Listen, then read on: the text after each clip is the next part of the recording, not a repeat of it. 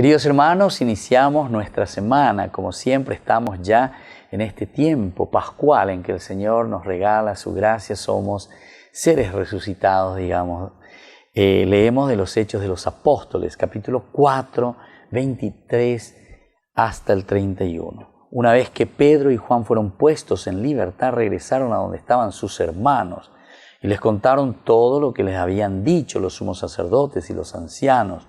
Al oírlos todos levantaron la voz, oraron a Dios. Señor, tú hiciste el cielo y la tierra, el mar y todo lo que hay en ellos.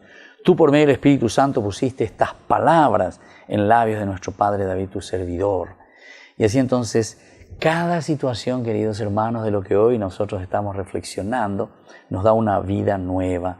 Cada nueva situación que se presenta en nuestra comunidad nos tiene que ayudar, ¿verdad?, a nosotros, para que podamos primero hacer oración. Pero la oración no como una cosa mágica, sino que sobre todo para reconocer, discernir, entender. A través de la oración nosotros entramos en esa comunión profunda, directa con el Señor, para que podamos renovar nuestra propia vida, nuestra forma de trabajar, nuestra forma de intuir el mundo, saber el mundo, en este caso las dificultades, ¿verdad? A través de la oración se recurre a la Sagrada Escritura.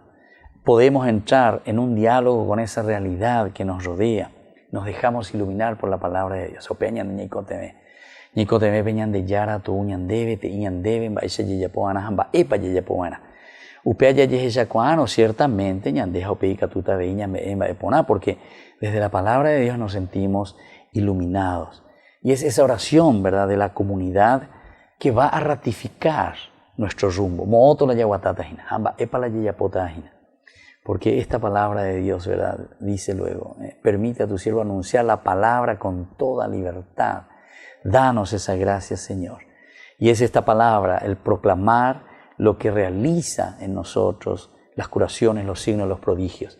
En la medida en que peñan de yarañe, o pocoñan de reja, peñan de yapo, y catuyeyapo, algo por los demás.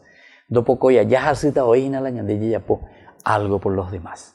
Pidamos esa gracia entonces de ser auténticos oyentes de la palabra de Dios, para que también podamos ser influyentes sobre nuestra sociedad, sobre nuestras familias, sobre nuestra propia vida. El Padre, el Hijo y el Espíritu Santo. Amén.